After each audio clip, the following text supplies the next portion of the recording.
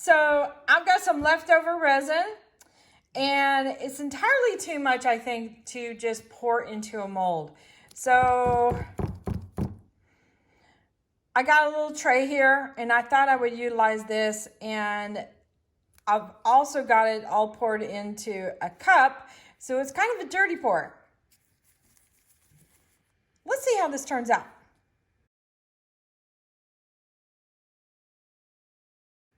I'm a little nervous. I won't lie, because a lot of times dirty pours either come out really, really good or not so much. Okay, so that's what it looks like. And here we go.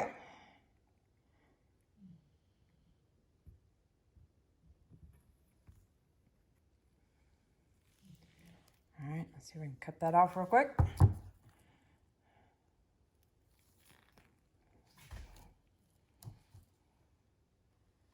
Now we've got a whole mix of colors in here, from an apricot looking color to indigo and magentas, and there's a little bit of white and some chocolate bronze or gold, I think it's called. So it is a mixture of colors. I'll just go ahead and put the picture at the end from the other projects I've been working on. So what I'm going to do here is I'm just going to let this move for a little bit and settle out. And then I might hit it with a heat gun just in a moment. I'm going to see what kind of magic is going to happen.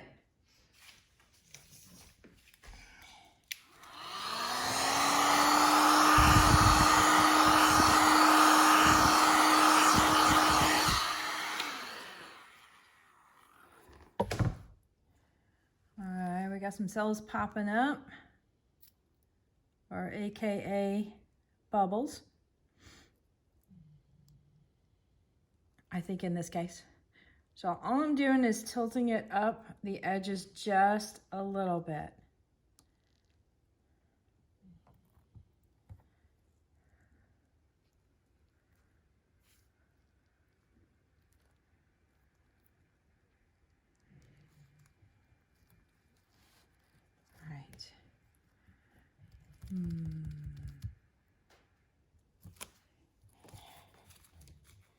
One of those things, do you mess with it too much?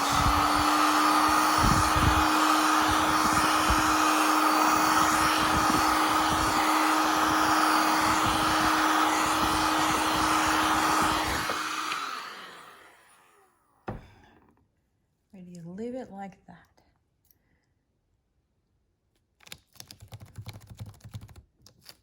All right, I'm gonna, could probably get away with bringing it up here.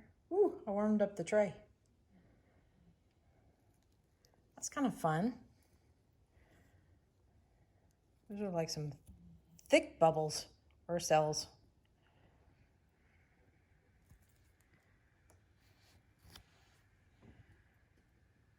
Let's see, I still see some bubbles coming up.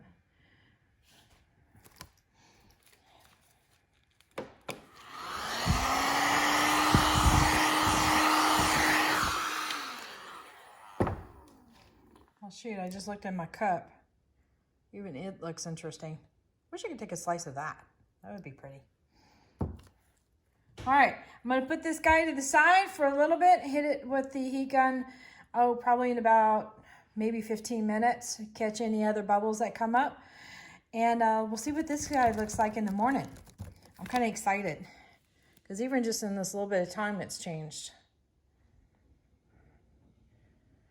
You never know. All right, until tomorrow. Okay, so the cup is still pretty full, and I have this little bamboo tray.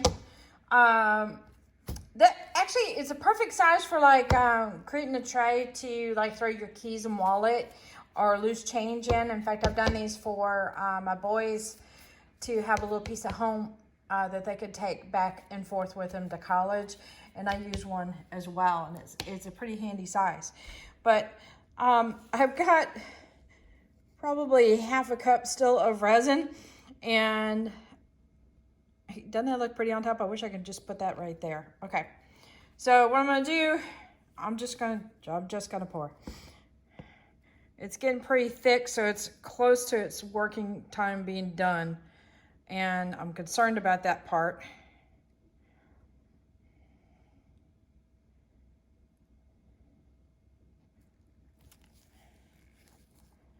All right.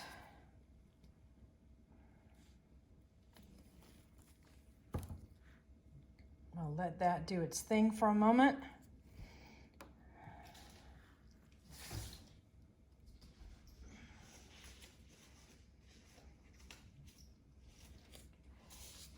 A big old bubble right in the middle there.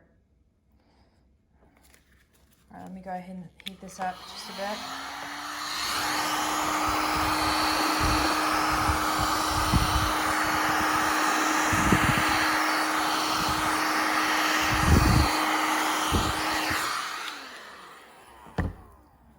All right, I'm gonna try and see if I can coax it to go to the corners, or the edges, I should say.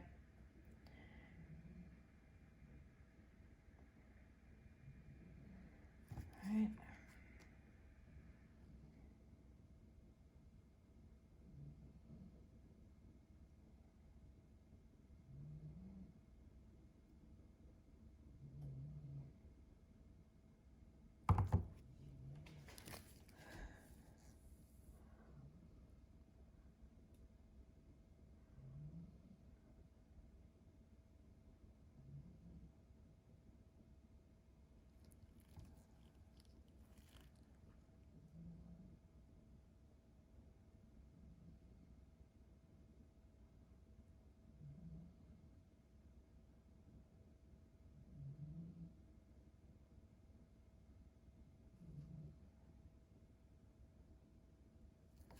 All right, so we got all four corners there.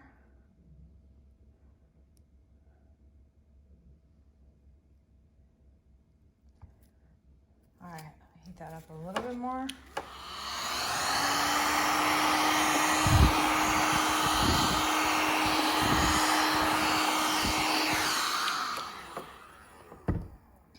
All right. What I'm tempted to do is kind of a little bit of a pass, mainly to get rid of this. I want to keep the gold and stuff. So I'm not trying to get rid of colors, I'm just trying to do that.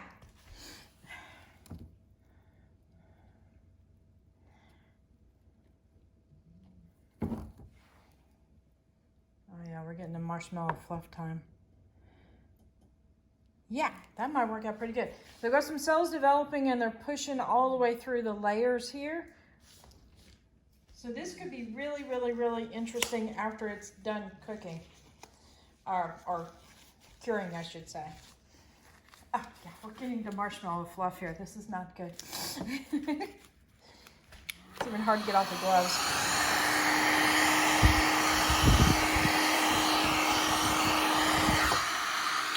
All right, I'm gonna put this guy to the side and actually bring you in for a close-up.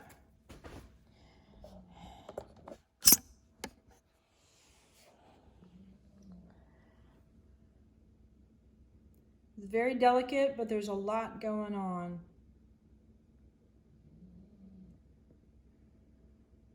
Interesting to see how this develops tomorrow.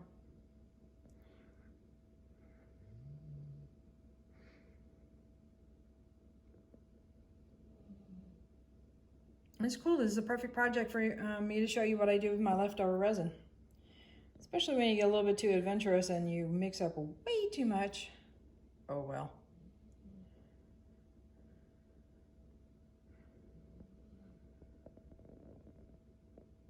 Hey, here's the next day of this particular dirty pour, and I am thrilled with how it came out.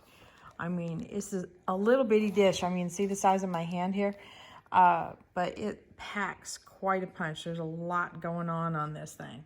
Isn't that just amazing? You never know with dirty pours what is going to happen. Sometimes they get all blended together, sometimes not. And I literally threw in all the colors into this. And then what I do when I do that is I occasionally put in white just to break it up a little bit. So let me show you the other one, because I think it's very elegant. And I usually do brights, but look at that tray. That turned out really pretty.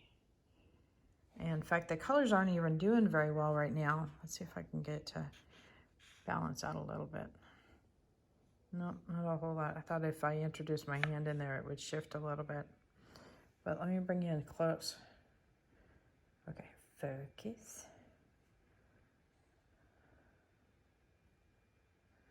There's a lot going on this one. I may have to do a few more of these.